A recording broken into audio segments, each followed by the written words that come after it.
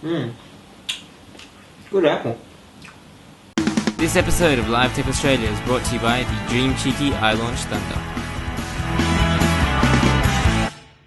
Hey guys, I'm Daniel from Live Tech Australia, and we know about all the cool goodies that Apple threw into the new iPad this morning in their keynote, but what about the stuff they didn't announce?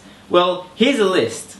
First off, a good name. What the hell? The new iPad is the most stupidest name. I mean, Steve Jobs must be turning in his grave. If he was here, this would not be called the new iPad. I mean, the tech community on YouTube and just on the internet in general was giving Apple so many hints of what to call it. Call it the iPad 3, call it the iPad HD, or just call it a plain iPad. But the new iPad, that's going to be really stupid. I mean, what are you going to call it next year? The newer iPad, then the year after, the even newer iPad. I mean, dumb name. Apple, oh jeez. New design. Now, when the iPhone 4S came out, people thought it would be the iPhone 5 and that we'd get a completely new redesign. Same here with the new iPad. There's no new design at all. Yeah, the edges are a bit more tapered, but that's about it. It's pretty much the same. Just like Apple, they've kept all the new stuff on the inside and not on the outside. Fair enough.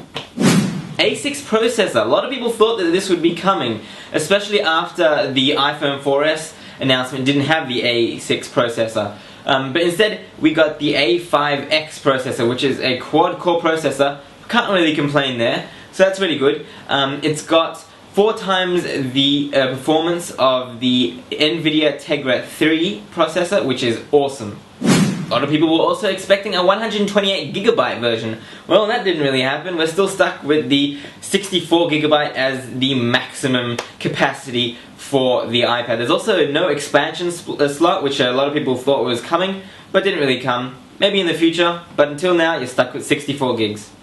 The weight. A lot of people thought that this would be much thinner. It still comes in at 0.65 kilos, which is fine, very thin. It is still quite heavy compared to a lot of tablets out there, but doesn't really bother me. Next, a 7-inch tablet.